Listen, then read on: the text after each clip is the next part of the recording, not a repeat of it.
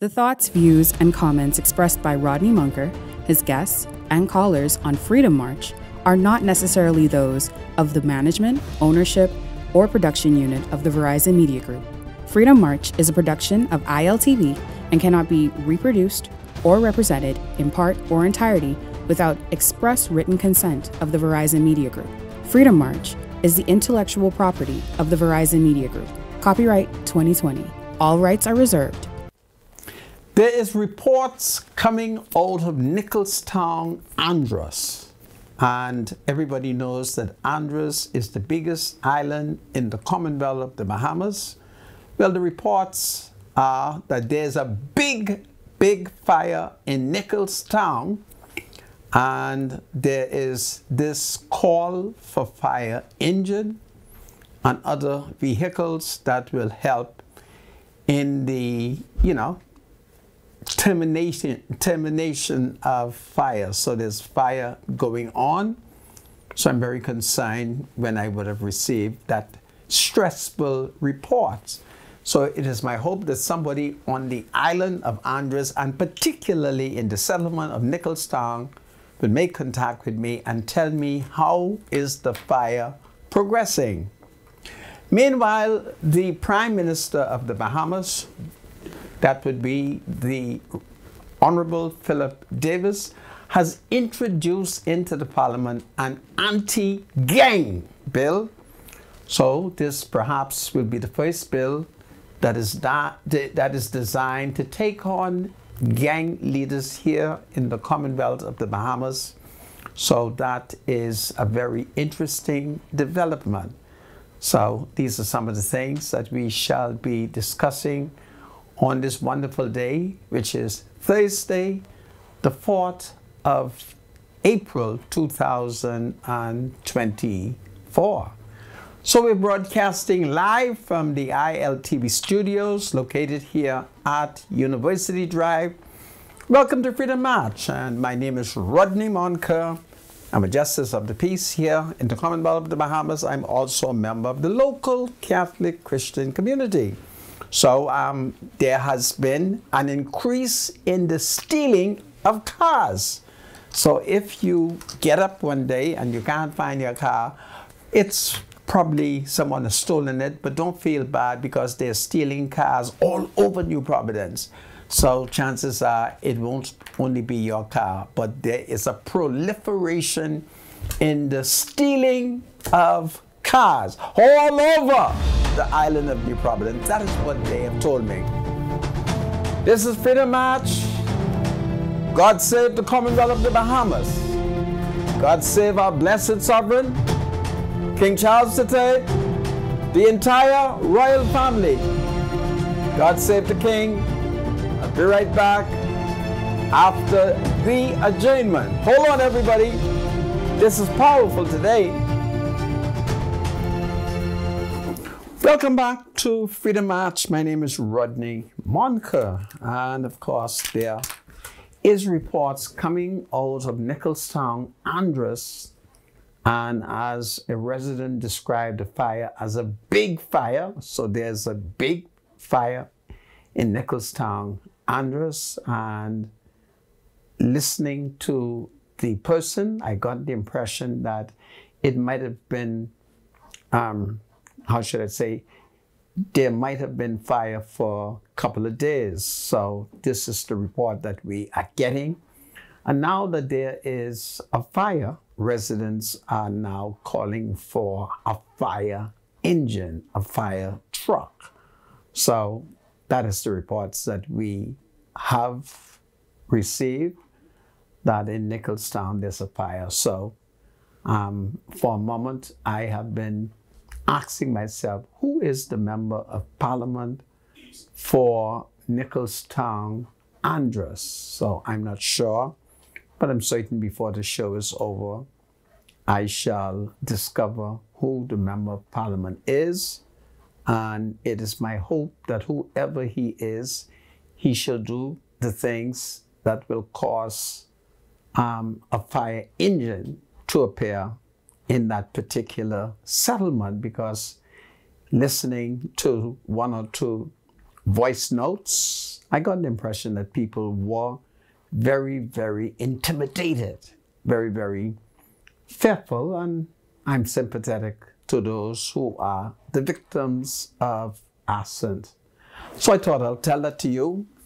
And so let me just look at an ad before we continue, before we continue some more. Yeah, I'm live on TV, so please do not answer me so that your voice will not be heard. Watch me for a break. If you are able to come. If you're not able to come, we'll talk tomorrow. But don't answer me. Thank you. Sorry about that. You know, I'm a mystical man. I'm always talking in codes and in parable. But this ad that I'm going to read to you, there's nothing that is in code here, okay? So I want you to know that Western Air now flies to Naughty Lutra and Nassau on Monday, Wednesday, and Friday mornings, as well as Sunday evenings. So visit www.westernAirBahamas.com to book today. And Western Air is very powerful indeed. So it's very powerful. Well, having paid that bill, I want people to know that there is that fire. So if you are from Andros, and particularly in the settlement of Nicholstown, call home and find out how has that fire materialized. I think that would be very, very important. So there's some exciting news taking place here in the country. There is an article in one of the Negro media that attracted my attention today. It has to do where the government is demanding $300 million from the Grand Bahama Port Authority. So that is a story that I find of great interest, particularly when the government is demanding what appears to be taxes, what appears to be monies due to the state, when we take into consideration that under the Perry Christie administration, there has been certain bills which have been turned into law that keeps an eye on us, the ordinary citizenry, to ensure that we pay our bills, our taxes to the state, and therefore Grand Bahama Port Authority, we can't allow them to get away. So I'll look at that at some point. And then in view of the fact that we've had a series of crimes, and we like Haiti, every day we are like Haiti. Remember what I said, don't answer me because I'm live on TV. But if you are free, you can head to the studio now. If you're not, then I'll see you. You called me this evening. Thank you. Don't answer. We're like Haiti. There are many Bahamians who have a difficulty with the country being associated with a poor, black nation like Haiti. But we are like Haiti when you take into consideration the level of gangsterism that is taking place in Haiti. And you would recall that Prime Minister Philip Davis did send Mr. Christie, the former Prime Minister, along with a number of people who represented a delegation from the Caribbean to meet with the gang leaders in Haiti with a view to coming to some political decision that would have brought some level of political peace in that country. And everything that we have accused the gangs of, we're doing it here. Now, we don't want to admit to it. I'll give you an example.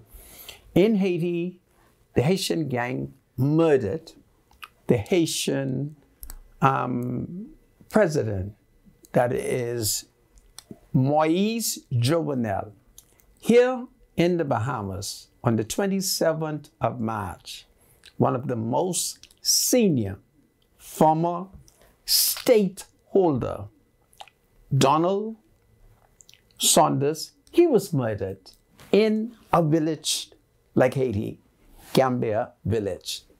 And let us not forget who Don Sanders was. He was the former parliamentary representative for Tall Pines. And he was the former deputy speaker of the House of Assembly. And he was the national deputy chairman of the Free National Movement. So the same way the Haitians have been killing their political leaders, we're now seeing it in the Bahamas. And it was done by black Haitian gangs. And it's only now for the Commissioner of Police to confirm that these people who are in custody and are suspected for the murder of Don are black. And obviously, black gangsters. Now, some of us don't want to hear that, but that's what the facts are. So we just like Haiti. And that is why I've had difficulty of the Bahamas going into Haiti, because it's a major contradiction. How the heck you could be just like the Haitian? The Haitian believe in machete, we believe in machete. The Haitian believe in robbing and raping. We can outdo a Haitian when it comes to robbing and raping. So we're just like the Haitians. We do have a lot of gangs in our country, according to the authorities. And the Prime Minister has introduced a bill in the Honorable House of Assembly to deal with gang. And I think it's an opportunity for every citizen. First of all, every citizen should get a copy of that bill. And every member of parliament should hold constituency meetings with their constituency with a view to introducing to them the government's bill and the opposition suggestion, either to further improve it or to hold on and to support it. That is what should happen as we attempt to create this anti-gang bill. And that should be a major priority. We should ignore going into Haiti because we have our barbecue right here. And the Haitian barbecue, he's not been accused of killing a former deputy speaker. So it's a contradiction that we talk about the Haitian gang. We run on about the Haitian lawlessness, but we got it here. You see, ours is a little bit more sophisticated than the Haitian own. And I don't want to hurt your Negro pride by telling you why our level of gangsterism is a little bit more sophisticated. You wouldn't want me to say it. So we all need to join forces. We need to make suggestions. We need to see the bill. All right? We should not just sit back idly, let the parliament debate it, and then we get a bill and we don't know if the bill have teeth. This bill must have the power to execute the gang leader. That is how you test a bill. If this bill say any gang activist who commits murder shall be executed, that's anti-gang. Any bill designed to fight gang declares that any man who commits murder shall be deemed to be a gangster and shall be punished by death. Now you're fighting gangsterism. So this can't be an impotent battle. This battle must be strong, and the penalty must be strong. Other than that, the youthful gangster who is 15, remember the 16-year-old boy who went in the middle of the whole street, and when that muscular Negro man was playing domino by the dilly tree, and he walked from the back of the yard and called his name, and when he turned his head around, he blew his head off. Well, he was only about 16. So when he turns 25, if he goes to jail for 25 years, I think 16 plus 25 is like 41. He's just ready to come out of prison and perhaps find himself a wife and get married. So it's not strong enough punishment. An anti-gang law must be a terrorist, an anti-terrorist act. It must make you afraid. You must feel it in your soul. You must feel it in your heart that if you become a gang activist, if you become a gangster, if you participate in gang warfare, if you commit murder, if you commit robbery, if you fire a gun in a neighborhood indiscriminately, then you are a gangster, and the law will be thrown behind you. Outside of that, we're only marking time. That is all that we will be doing. So it's very important that every citizen get a copy of the bill. Every citizen must petition your member of parliament. Okay? Let us not forget that the vice deputy speaker, former though he be, is an FNM. And you will see that the FNM is in a state of political shock. You hear me? They are punch drunk. I'm in contact with them. They are punch drunk, punch drunk. They have no solution on crime. And you will see that this debate on gangster and an anti-gangster law and the FNM will not be able to come up with any creative anti-solution to this level of gang activity in the country. So y'all are just like the Haitian them. Okay? Y'all are just like the Haitian. Yeah. Y'all is Haitian. Yeah. Y'all is Haitian. All right? A bunch of bloodthirsty people. And I remember when Mama was alive, you know, you couldn't say sucker. Mama said that's a curse. Couldn't say sucker. Because if you could have, I would have said, y'all are nothing but a bunch of blood suckers. Y'all are willing to shed blood, but y'all are not willing to punish those who go afoul of the law. So let's see what the bill says.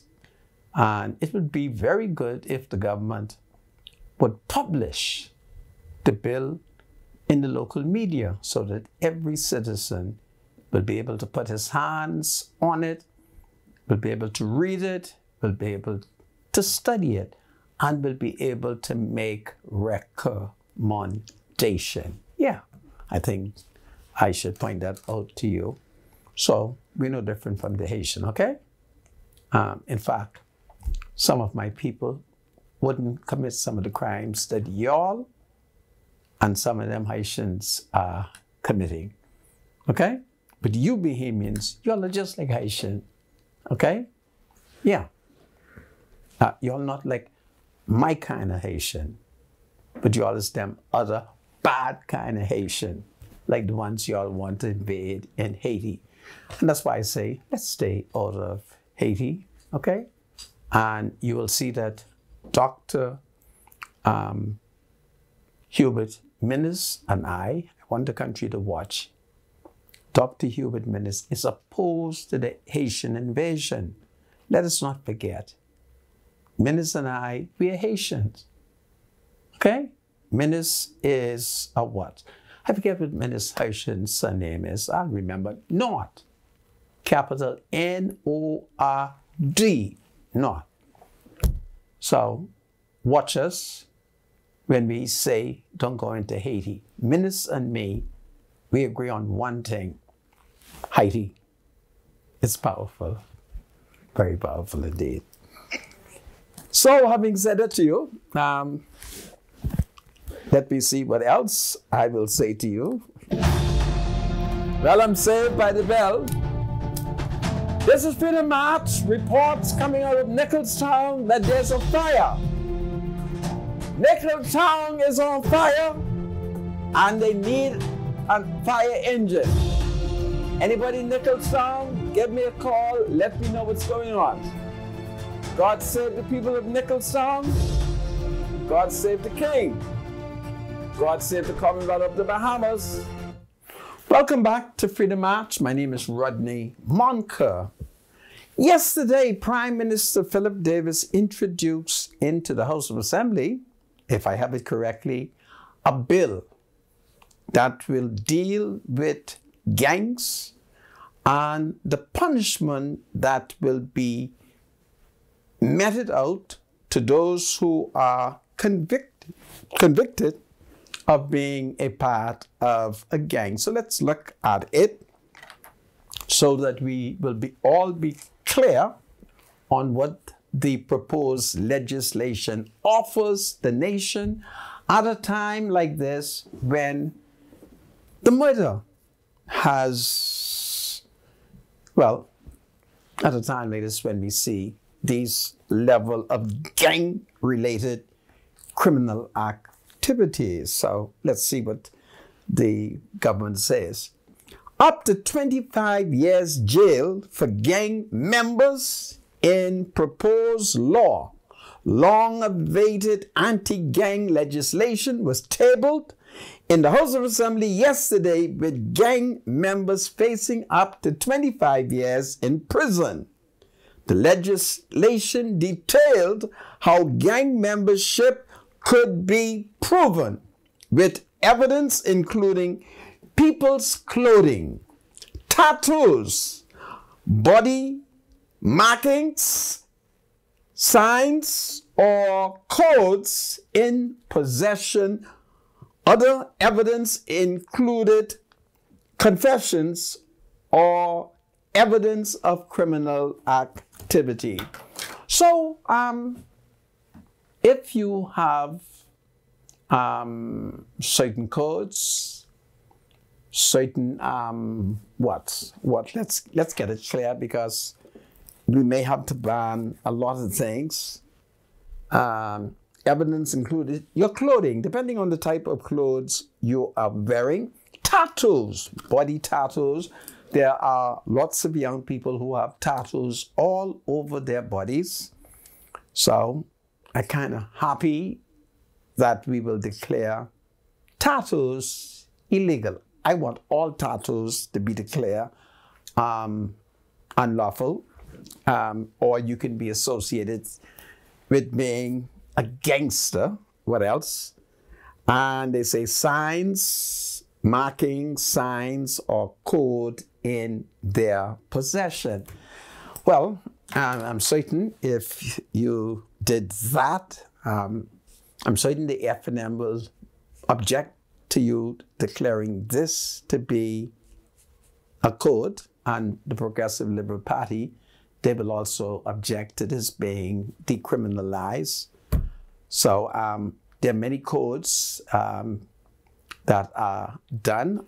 There is a meeting that was held on Bay Street, and those who attended this meeting happens to be this many years ago, so nobody that I'm talking about is alive. The last person that attended this meeting were two senior officials, one late commissioner of police, and the other one a former judge of the Supreme Court and a former Court of Appeal judge. They all are members of this lodge that comprised of a lot of senior judges and police officers. So they all went to that meeting, and everybody had their codes. I don't want to go into it because, you know, the society is small and I don't want to hurt nobody's feelings today. Maybe next week I might be in a mood to hurt some people's feelings. And all they did is flash code. They flash code. They did it so that you would know, so you could watch out for it.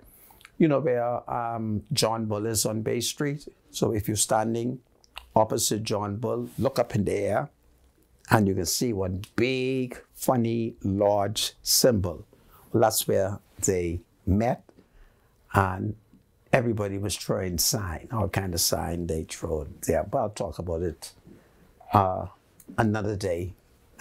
But we're going to make certain signed signatures and markings of the body unlawful. So these are some of the symbols to prove that you are a member of a gang. And then under the anti-gang bill, which is 2024, a police officer could also arrest a person without a warrant if there is reasonable cause to believe the person is a gang member, gang leader, or involved in gang activity. So that's very interesting, where if the police suspect that you are a gangster, you are a gang leader, you're participating in gang activities, you could be arrested. That's plenty power, because there are lots of activities that are taking place in our country that constitute gangsterism. So the police is going to have wide authority. I just hope it's a very intelligent police who can be able to assess the environment, look at people and just say, yeah, he's a gangster. So it's very interesting indeed. I love this law where the police can just look at you and say, yeah, this son of a gun, I believe is a gangster, and put you under arrest. The bill comes as the country continues to grapple with a murder rate that has seen 37 homicides so far this year. Many of the killings have been linked to gang retaliation. Now, is this true? That many of the killings have been linked to gang retaliation. Our most famous killing took place on the 27th of March, when the Free National Movement Deputy Chairman, former Member of Parliament, former Deputy Speaker, Donald Saunders, was murdered. Can we link that to gang activity? And perhaps I shall submit that we can, in view of the fact that Commissioner of Police Clayton Fernanda has informed the public that there are 3 men in custody. So if you accuse 3 men of armed robbery and murder, that's gangsterism. That's what it is. One man could be a gangster, but definitely if 3 men participate in an armed robbery and shots are fired and a person is murdered, well, it's gangsterism. So we can say then that Don Saunders' death is a result of gangsterism, the level of criminal activity in our country at a point in our society when we are preoccupied with Haitian gangsterism. And I'd love to see Haiti in a state of peace, but certainly the gangsters of the Bahamas, I need them to be dealt with because we have good history that would allow us to look at our history and deal with our gangsters.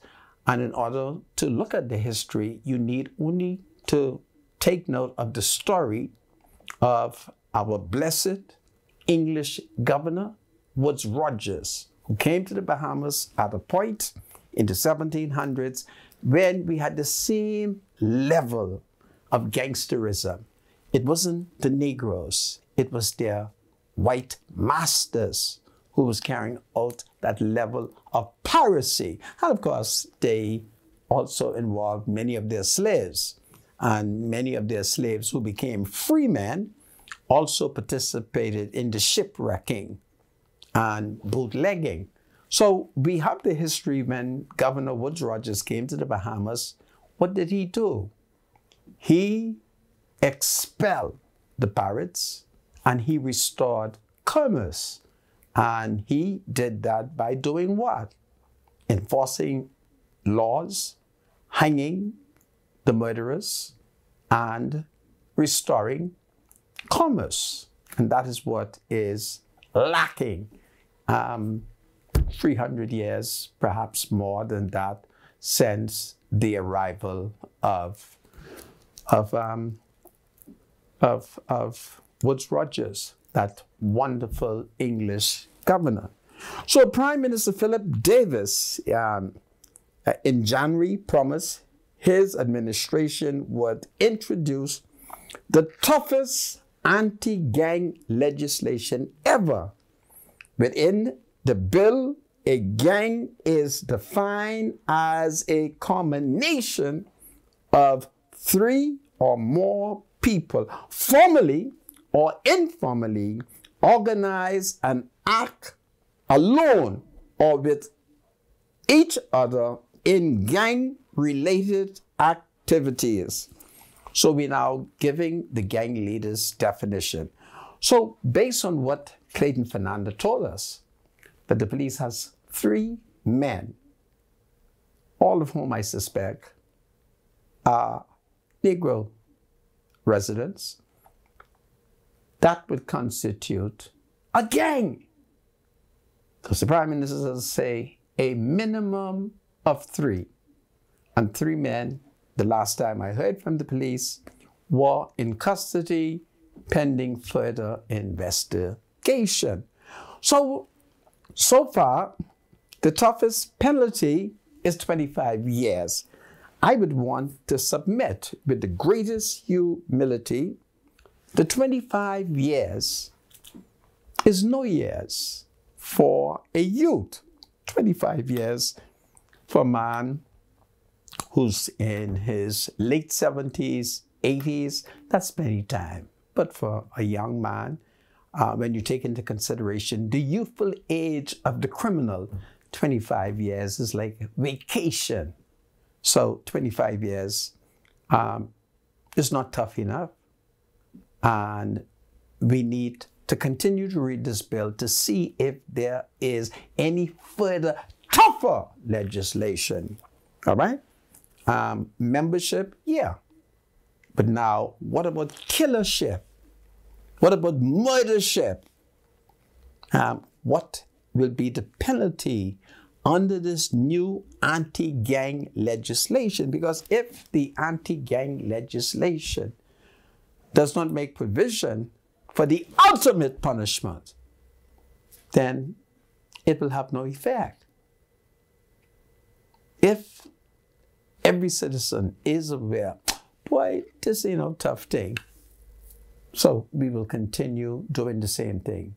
But if we are informed that this anti-gang bill is serious, and if we are defined and or convicted as gangsters, what it means.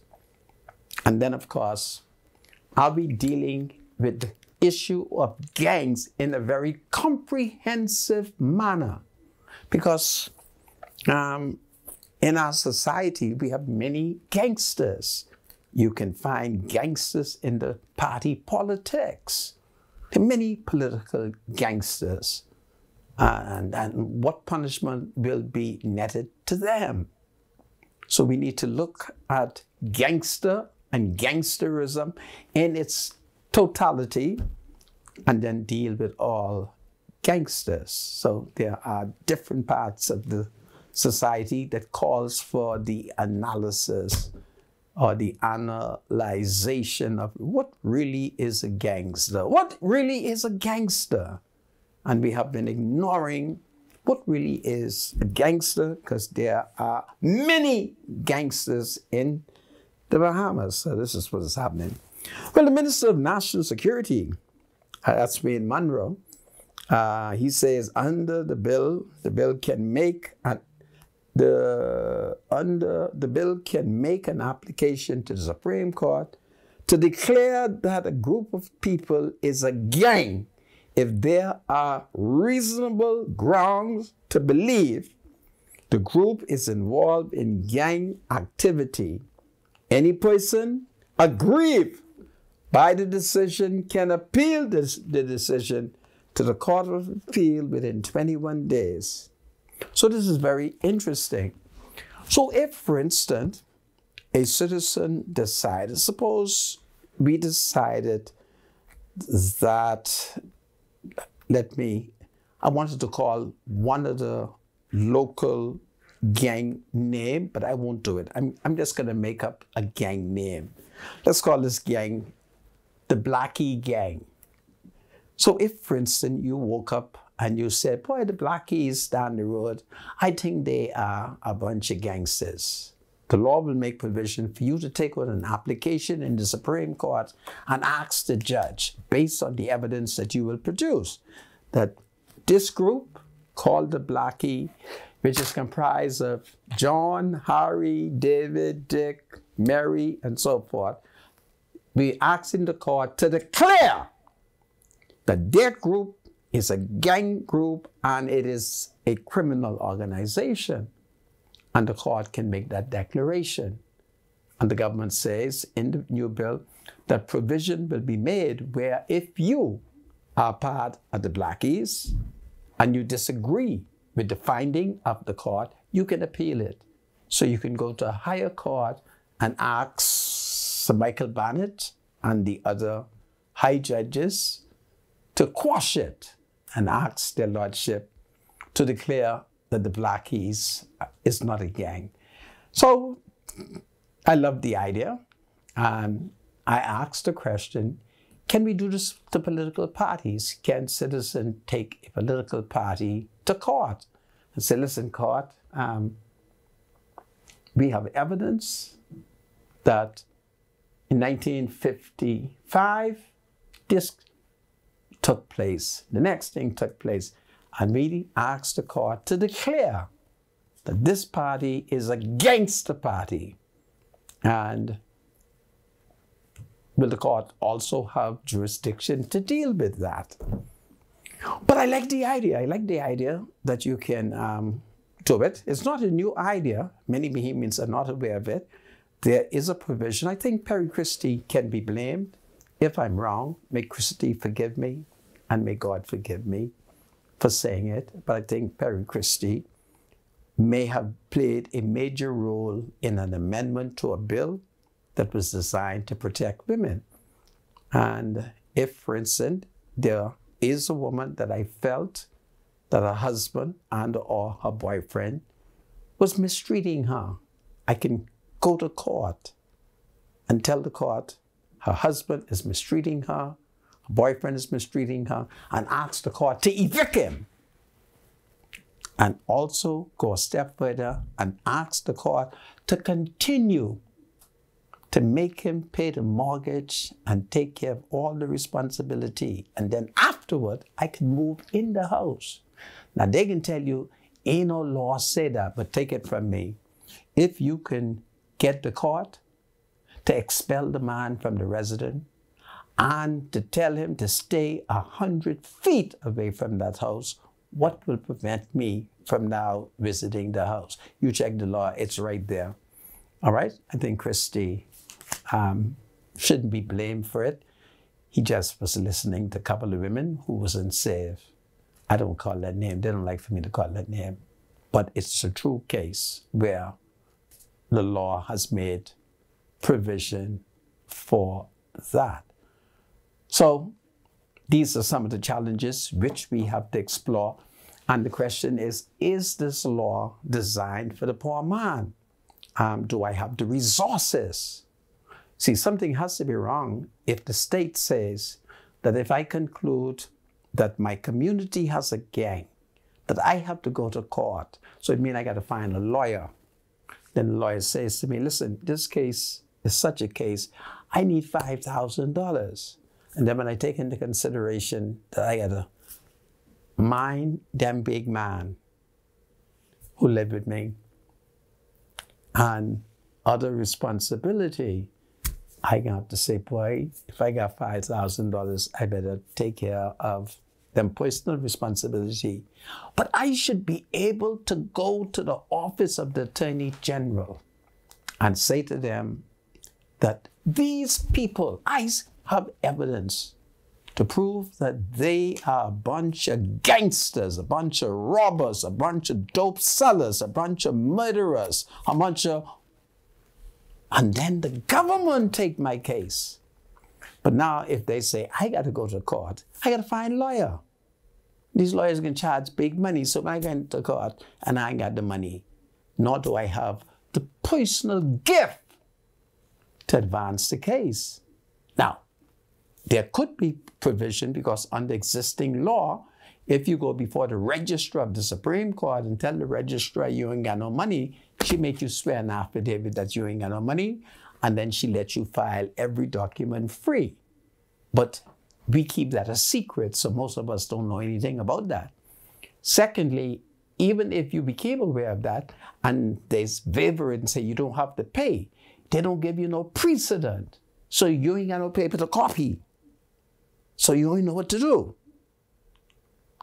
But the office of the Attorney General should set up another piece of bureaucracy where people can go, lodge the complaint, and they file the matter free of charge for the citizen who is petitioning the court to declare that they have a gang in their neighborhood, or some of their neighbors are gangsters, or some of their children are gangsters, and so forth. So, but who into really straightening this out? Because if you leave it to me, you think I can to go find money to file something, then when you reach the Court of Appeal, it's another piece of money you got to file. And then when you then file, pay for those documents, then the other side say, now we want costs. We want him to deposit X amount of dollars before the case could move further. So justice is then starved or choked in her most vital parts, and nothing advances. So it's a beautiful idea, but it calls for more trashing. The people need to become more concerned, and we try to figure out how we could solve this matter, because it's very serious, and all of us know the victims of these vicious crime. Many of them are relatives, they're friends, they're neighbors, they're colleagues. And of course, once again, you will watch that in the case of Dawn, the Free National Movement is punch drunk on the issue. They're not good politicians. They have not even been able to write a good political statement. Take it from me. And I was blessed to go to the Supreme Court yesterday, where I ran into a very senior F&M. And when it was clear that there would be no one to hear what he and I talk, he did talk to me. And I told him, talk so I could understand. All right? So they're not good politicians, because this is the occasion to rally and tell the government, we must unite on moving the impediment so that those who are desirous of killing people will be hanged, hanged, hanged. So the FNM is as weightless as you can ever think. They're weightless. Don't understand them. Can you imagine? The deputy speaker in Minnis administration, and the only comfort Minnis has is to brag how many CCTV he put around the proposed and intended crime scene.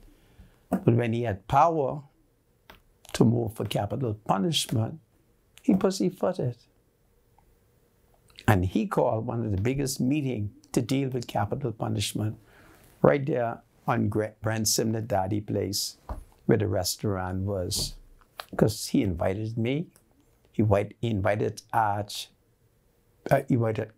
Bishop Lige Bird, Dr. Bernard Nottage. Dr. Bernard Nottage didn't show up. He sent civil servants instead, and a number of civic-minded citizens. And Minnis just misled everybody. Now Don, who ran, and his leadership is murdered.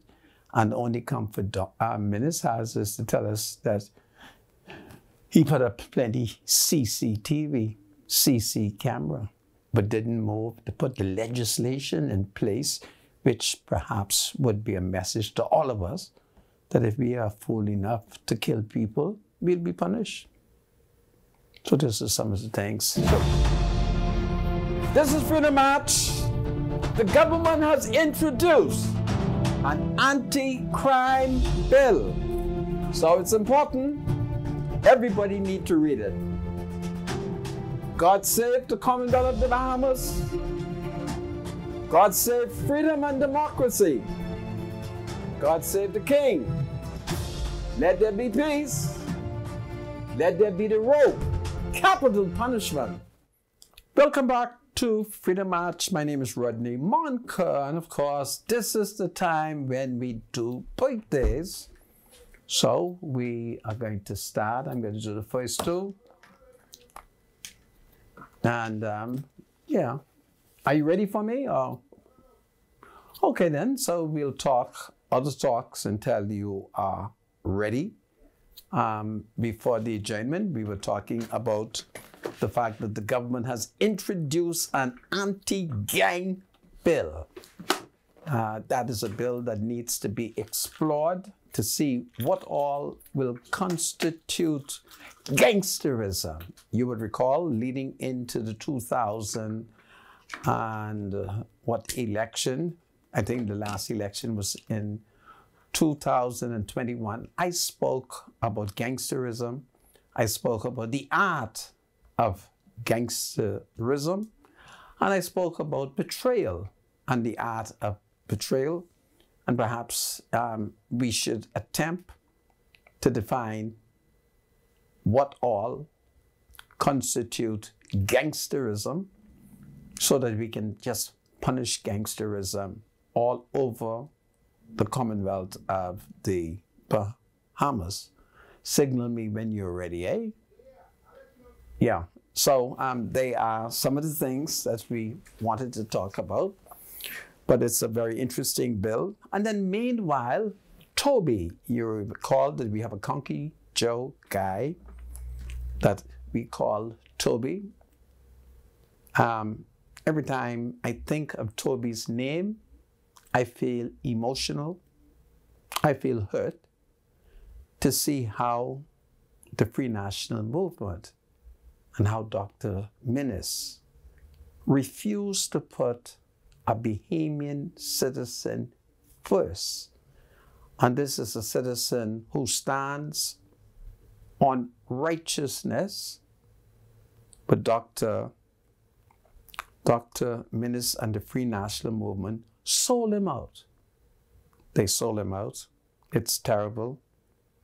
And he now intends to go to the Court of Appeal in London. You would recall that Sir Ian Winder, our new Chief Justice, had found that Dr. Minnis did not sign, and there was an appeal that was taken to the Court of Appeal, where 3 judges, including the President of the Court of Appeal, Sir Michael Barnett, who is a member of the Holy Roman Catholic Church, they sat on that case, and when they voted, 2 of 3 judges upheld Sir Ian Winder's judgment, but the President of the Court of Appeal, Sir Michael Barnett, he revolted, and he concluded that there was an agreement, and he laid the case out in writing.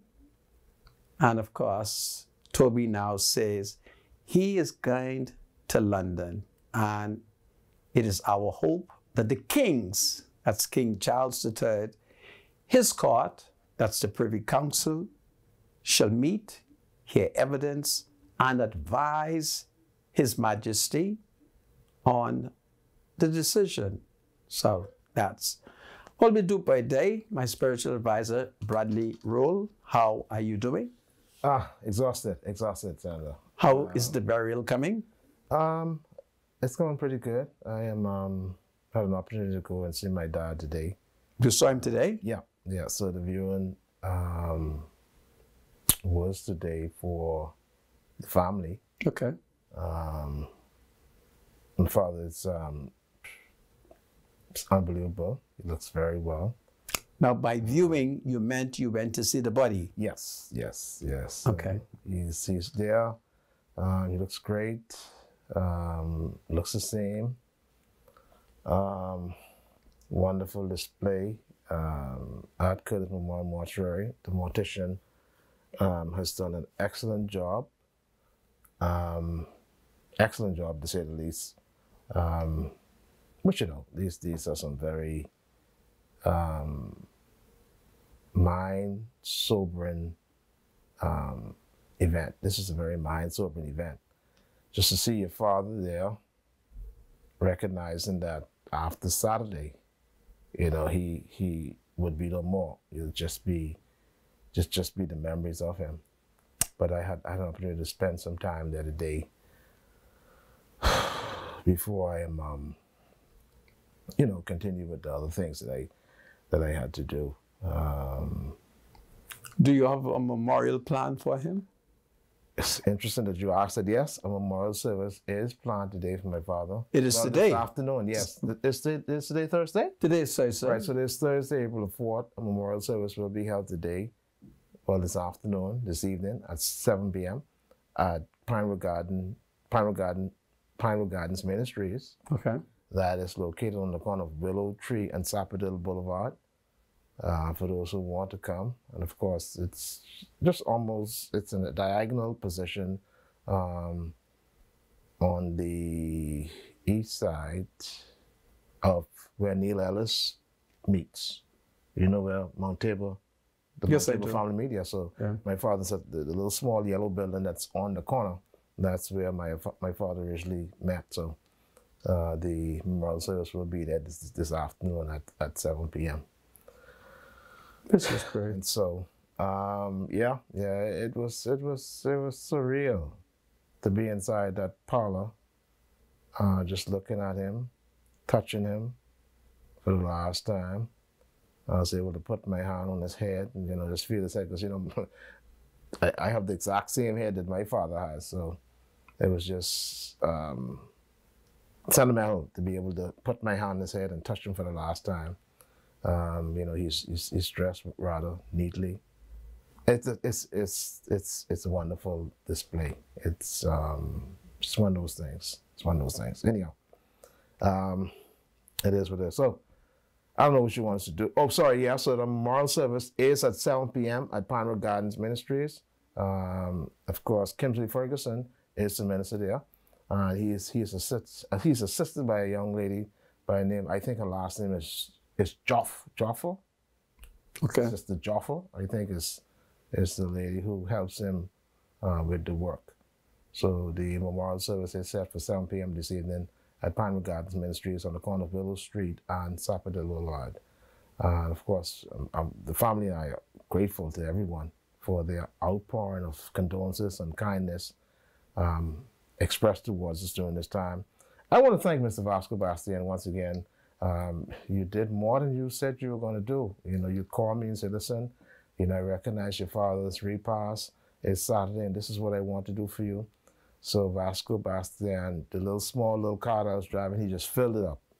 He just told me to open the trunk and he just filled it up with water and sodas and so on and so forth. Mr. Vasco Bastian, my brother, you have a heart of gold is all I can say. And you have truly delivered on your promise and I thank you. You didn't have to do it, but you did it anyhow. I'm thankful.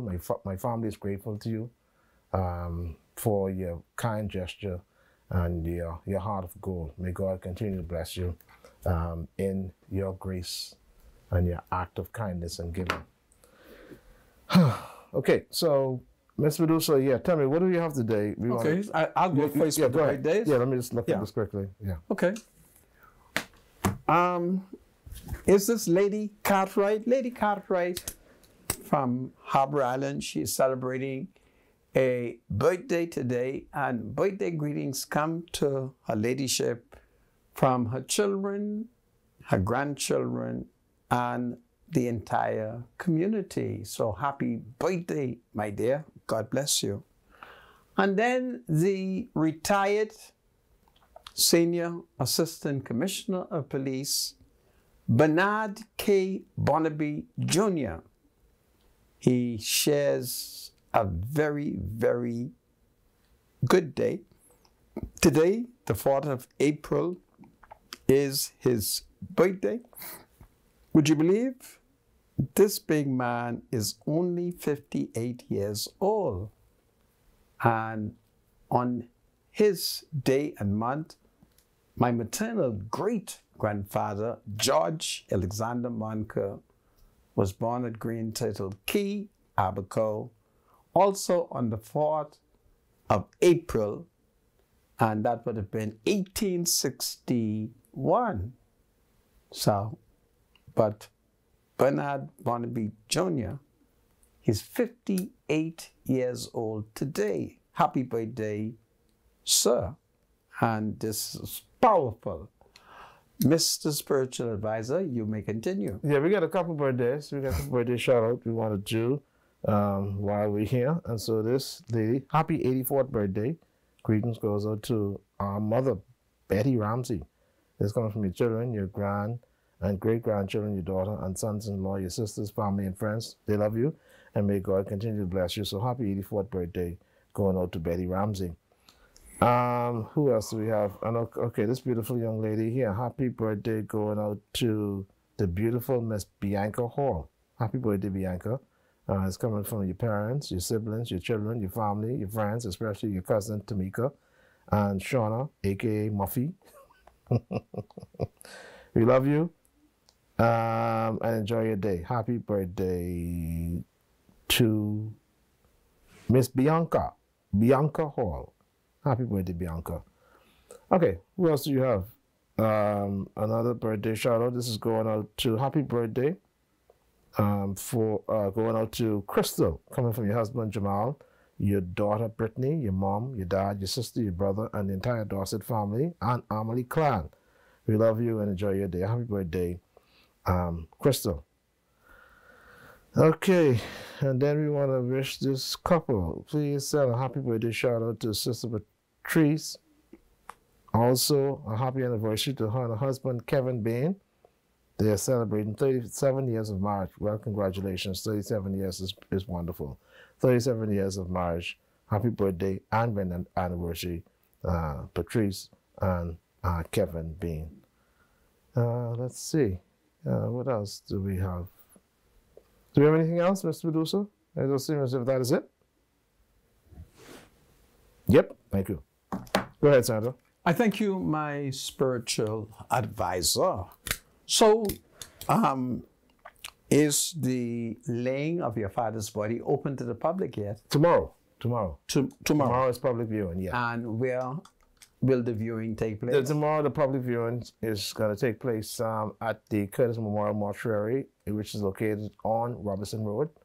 I would get that. Robinson Road and 4th Street. Yes, Robinson Road and 4th Street. Okay. And if I'm not mistaken, it starts like from about 10 a.m. until about 5. Okay. Or it could be even 6, but I would confirm that. I would call Mr. Curtis in a few minutes to confirm it. But yeah, the public viewing is tomorrow. And the funeral services? Funeral services is set for Saturday morning at 10 a.m. at the Church of God Auditorium at Joe Farrington Road. Of course, Moses Johnson, who is the outgoing overseer, he will be eulogizing my father, and I'm assisted by Kinsley Ferguson as well. So, and of course, my father will be buried at Lakeview Memorial Park, and at Lakeview Memorial Park. Yeah, that's it right here, yeah. Gladstone Road, John F. Kennedy. Yeah. And thanks to all those who would have done so much as far as prayers and thoughts and greetings and condolences. We plan to have a repast for my father, which is going to be held at the Eldon Hasty Hall, which is located at the Church of Christ in Highbury Park. So we're going to have a repast for family and friends to come and spend the rest of the day with us. A repast is scheduled to be held at the Eldon Hasty Hall, which is located at the Highbury Park Church of Christ, which is located at Peters Field and Guildford Road, just across the road from the Holy Cross Anglican Parish. And so family and friends, of course, can meet with us after the funeral for just a brief moment of exchange and, thoughts and camaraderie and fellowship. But this burden is getting heavy and heavy. I just can't wait till this is over. You know what I mean? There's just so much things going through your mind. I have to put a speech together to give a tribute to my father at the funeral on Saturday. And of course, I'm also going to have a brief talk tonight at 7 p.m. at the memorial. So I'm not a public speaker, but I would do my best to see how best I can get people to understand some things about my father and the early years of us growing up in the Camp Road area. But yep, this is Salatra Road, all the way from Grove Village Summer. His memorial will be this evening, 7 p.m. at the Pinewood Gardens Ministries, located at Sappadilla and Willow Street, just across the road from where Mount Tabor Union Baptist people meet. Thank you so much, Ms. Medusa. I appreciate you, my brother. God bless you for that. Thank you. I thank you, my spiritual advisor. Absolutely. And we continue to extend our condolences to you and your family. Absolutely. Well, members of the public are still complaining over the sight problems that they have. There are many people who are calling every day. In fact, now, members of our sale team, they are now being inundated by members of the public calling the studio and asking for the number for Dr. Daniel Dumfrey Johnson. So I shall give the number out again, because there are many people in our society who has eye problems, and Dr. Michael Darville is going to have to, try to mobilize even more to help these people, many people. I have a woman who calls me every morning to find out if I heard from Dr. Darville yet. Her eyes are hurting. And in her early days, she was a Clement Maynard PLP. She lived in Big Pond, in the Big Pond subdivision for many, many years. And it is sad to hear, tells me wrong, 6 a.m. in the morning, how her eyes are hurting. and she even ain't sure what's wrong with her eye. So we're going to give out the numbers, and members of the public, are you ready? Here it is. Everyone with cataract, glaucoma, or other eye issues, yes, Dr. Daniel Johnson offers assistance to help without cost to benefit from government's treatment plan for these issues. Treatment will take place in Cuba. Dr. Johnson, who is the Caribbean representative under the Smart States Ambassador platform, can be contacted at, ready? 242-376-7651. 242-376-7651 and 242-322-5402.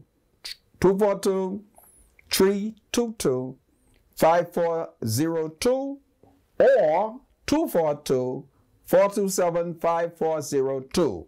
242-427-5402. So please continue to call those numbers until you are successful in getting Dr. Daniel Johnson. If you find that you're not successful, remember where his office is. It's at the top of Fort Hill, that beautiful building where they fix feet, okay? So everybody, we have to deal with them. Hello? Yes? Hey, Rodney there? Yeah, I'm on TV. Rodney? Yes? Ignore. Yes, just talk to me. I had my eye do right here. Your eyes. East Bay Shopping Center. How much they charge? Beg your pardon? How much he is charged? I think I get my, I think 17. 17. $100 for each eye. 17 what? $100. Okay. Well, East Bay Shopping Center. some people can't afford it. That's true, but well, I had help. You had help? Yes, sir. Okay, well, we got a bunch of people who need to get their eye fixed. We need to find a way. Okay? Yeah. Thank you. You want the phone number so you give it to them? Yeah, you can give me the number. Hold on a second. Let me write it down. What is the number? 393 393 0930. 0930. And The number they can call. and who should they ask for? Just ask, just go to someone and ask them, you know, and somebody tell them what is what. Okay. Thank you, Ray. How will they Shopping Center? Okay. Thank you.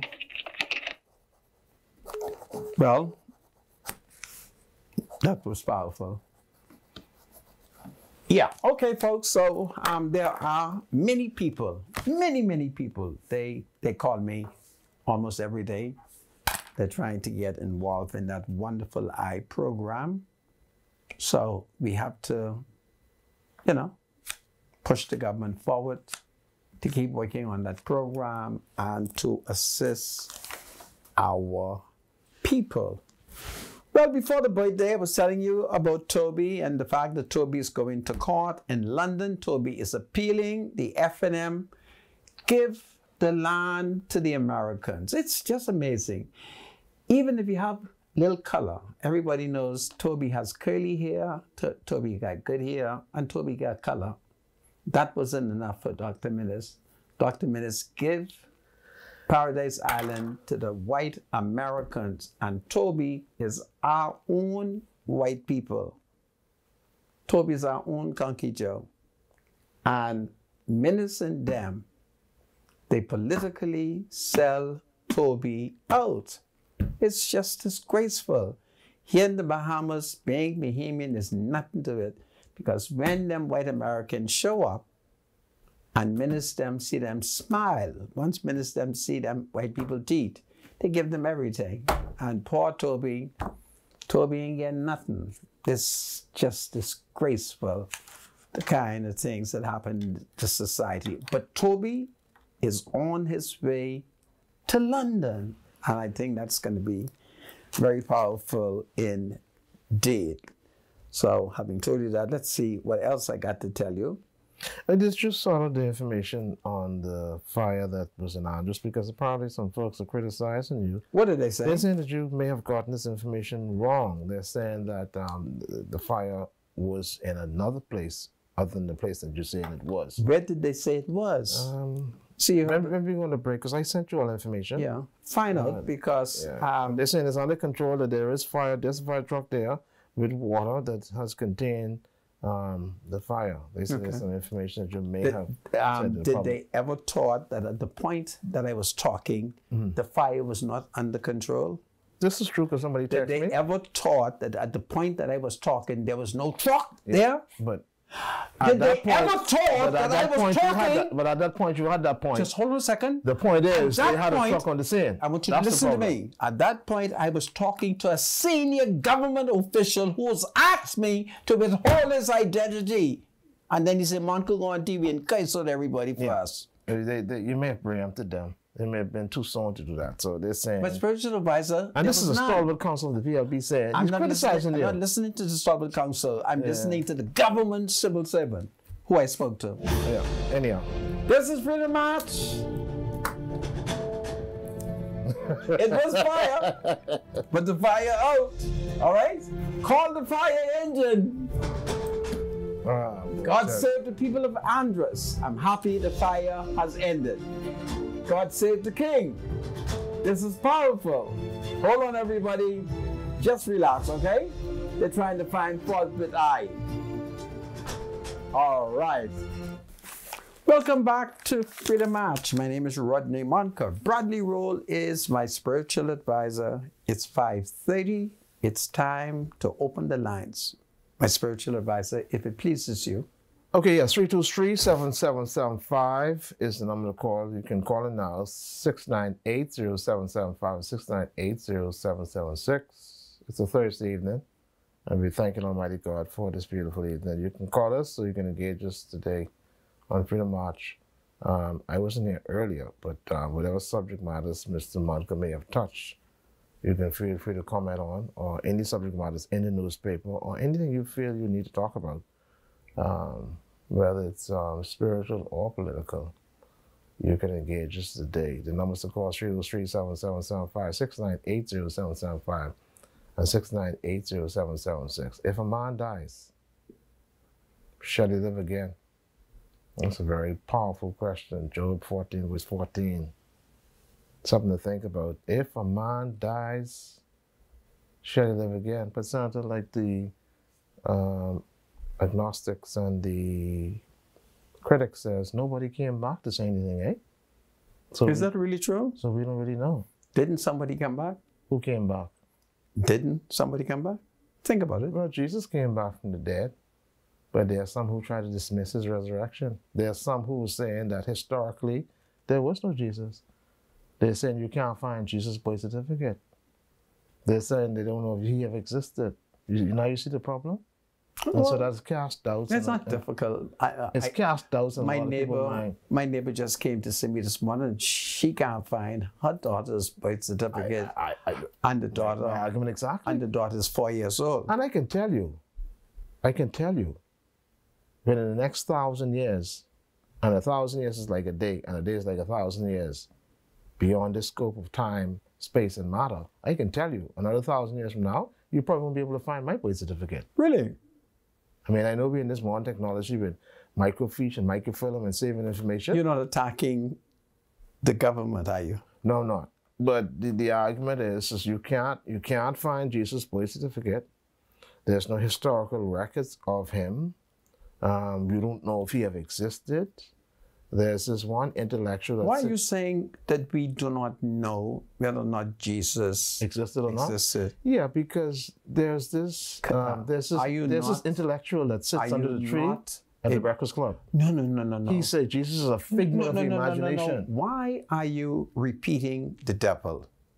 He says that Jesus is a figment of your imagination. Why are you repeating the devil? But Sandra, it strengthens your faith.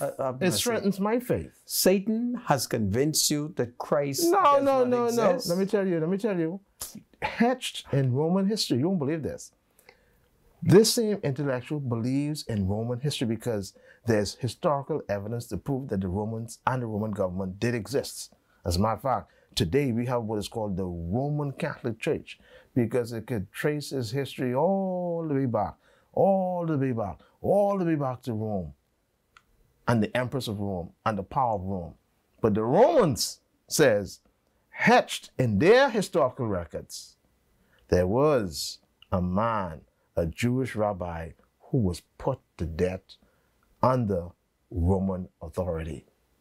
And that man is Jesus Christ. So you That's accept, where they go wrong. So you accept the Roman teaching? Absolutely. Because they recognize that this man passed their way. So do you accept their argument when they say that Jesus Christ established the Roman Catholic Church? No. Well, you see what the problem is? Let's leave this alone. No. No, I don't.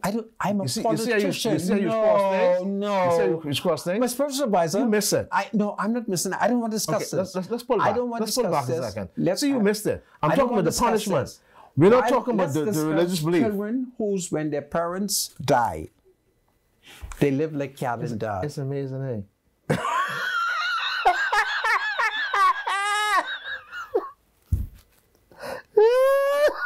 Let's discuss children who soon Santa, every time I bring up a point. No, I don't want to discuss that. Santa, let me ask you a question. You telling me that people is take rock and pour it in the coffin when they hear the will? In my family.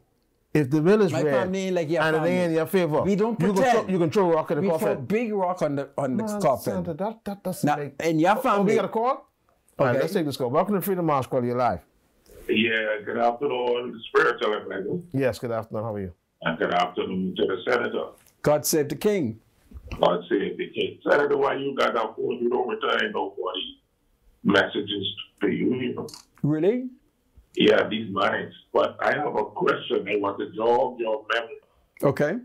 In 1989, in the year of our greatest queen, there was a man called Frederick Mitchell that burned the Constitution and handed the ashes to President Oscar Finley. Which Constitution did he burn?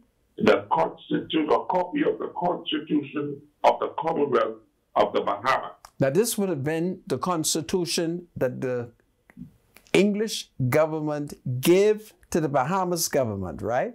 Yes, sir. Go ahead. I would like to know the day that happened, if you can remember.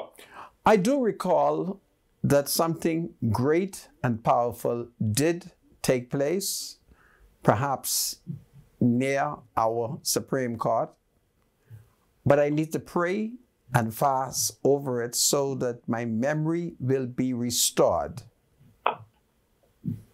Okay. And I'll be able to talk to you accurately. Yeah.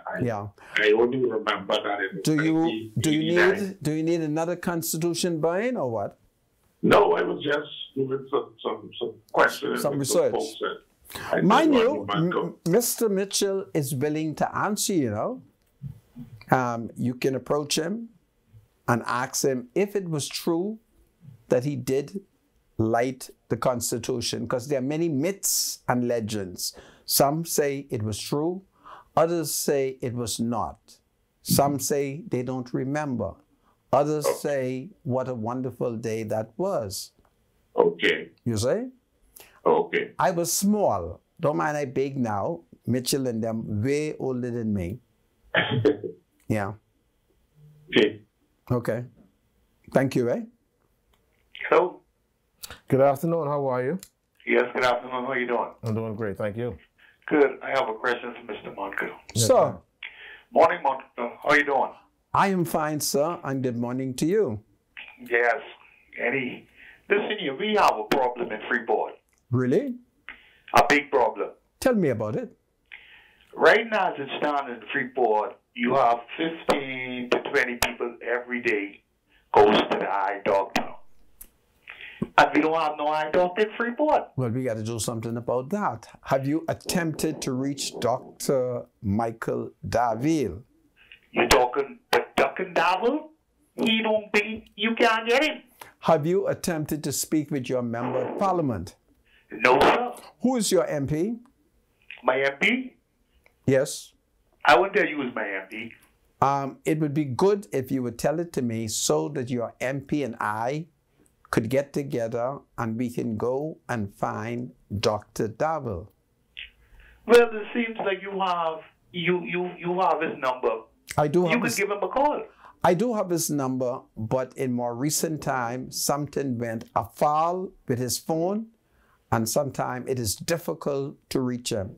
Man, that is no problem for him to go and get a phone. That is true, but focus on the point that I'm making. Can you share your MP's name? Yeah. Who? Who's your MP? My MP? Yes, sir. The woman who you always praising. Name her.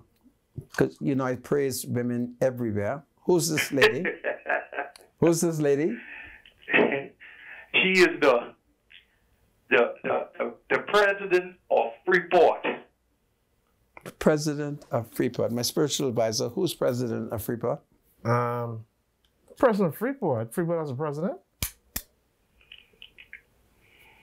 When you say president, what do you mean by that? The lady who runs Freeport. Why don't you just tell us the Correctly? name? My spiritual advisor. Let him tell us the name. What's the name of the lady?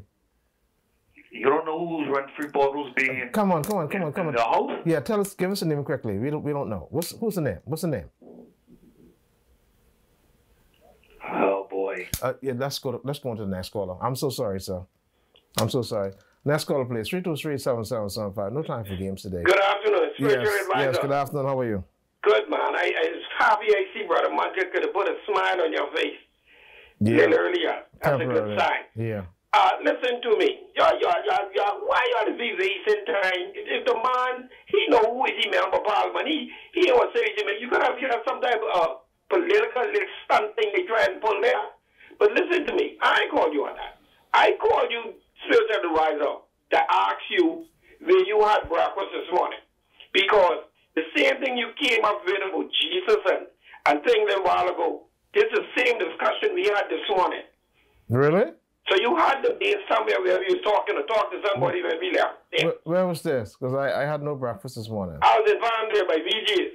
Oh, okay, yeah, that's a hot spot. They were talking about if I sure Jesus born and Jesus. I say if I ain't sure or you ain't sure, I ain't taking a chance. I can get saved, and if I get saved as a father, then that's all right. Yeah. But I'd rather be saved and don't need like insurance. Absolutely. I'd rather buy it, don't need it, Than need it to have it. Yeah, absolutely. I say the same thing. I say, I ain't one thing. You sure Jesus born on the 20th? I say, you ain't sure when you born. No. You want to know what they tell you. Yeah. They give him a date, say that's when he born. You know how old I was when I know I was born on February 23rd, all while I used to celebrate February 24th. So all kind of mix up. That's one Thank part you. of the family that celebrates your birthday on the 24th. The rest of us did it on the 22nd. 23rd. No, 20. Yeah. I was mixed up from small. You had 3 birthdays.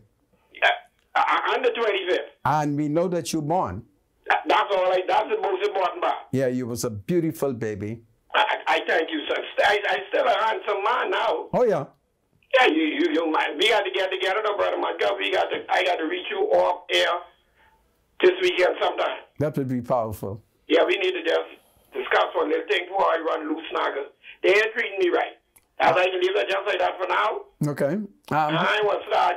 Well, We have 29 more months and about 26 days now. Now, you're not, Before the next election. you're not threatening the PLP, are you? We look like I have to.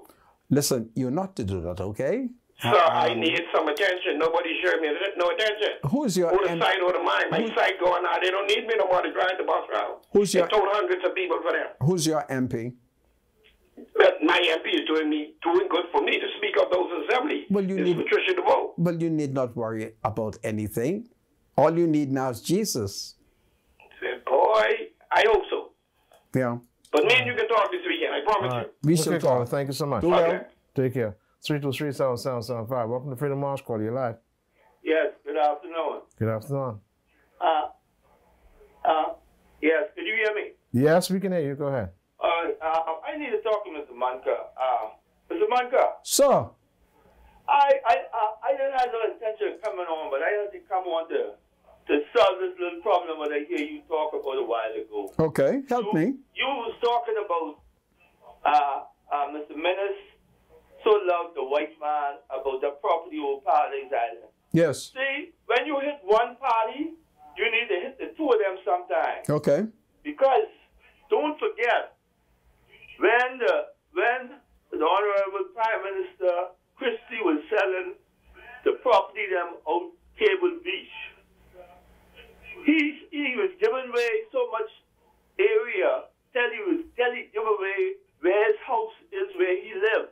Perry I didn't Christie? realize it. Hold on a second. And your best friend, the Prime Minister Hubert Ingram, your best friend, Prime Minister Ingram, had to solve that problem Papa? before it went too far. Don't forget that. You sure? I'm sure. You check into that. I can ask Papa. The Prime Minister, Papa said that he had to clarify that. Okay. Okay? And what Christie did? What he did? Yeah. Did Papa pay all that bill? Well, I don't know because they have secrets. Okay. I'll ask Papa, okay? All right. All right. Thank you. Welcome to Freedom March. Call you live. Good afternoon. How you doing? Okay, I'm fine. Thank you. Let me ask you a question. I wish I could have come in your father's memorial service, right? But you know, you gotta be recognized by the government for having a lot of patience to put up with that crazy man next to you. You know, just now, a gentleman asked him about Fred Mitchell burning a copy of the Constitution. Now, Rodney Munson know what happened. All of a sudden, his mind go on blank. See, he know if he didn't say the right thing, they was to be on his case for making Fred Mitchell look bad. Oh, So, okay. you understand what I'm saying? Yeah, I got He you. should answer the question. He know Fred Mitchell burned the Constitution, John McSweeney burned the Union Jack, but all of a sudden he's sitting up there like a crazy man with his head on his face. He ain't got his hat on today, but talking to the, yeah, you touch your head all you want to Rodney Munson. But if you come to see what I tell you need to do you right in, boy.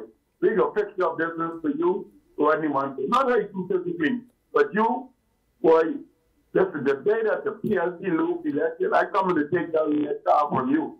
I coming to take that, I can fly to Nassau just to take that place from you. You're going to take you that Rodney place. Munson, the ball there.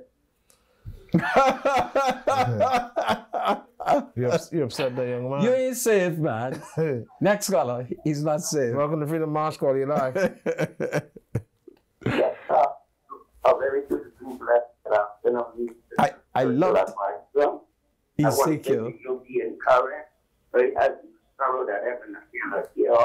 And let us continue to pray for your immediate family that God is you. If you have a bereavement, I'd like to them to show to all the citizens around the Commonwealth of the Bahamas, that those around Family Island, and the Northern, every family gets involved in the forces and one baptism of faith. So it has some sorrow that is cannot give on. And let us continue to pray for the LC, the Commonwealth of the Bahamas, the those incarcerated. I'd like to send a show to everybody that you will Ezekiel. And you stay on the top of the mountains up and out here in Forest God bless you. Enjoy the rest of the day. Okay, take care now. All right, thank you so much. Ezekiel, better known as Job. Hello. Yes, you're welcome to Freedom March. Is that me now? Sorry? I am calling about something that has been bothering me. It's a matter of law or something like that. A couple of days ago, I heard where this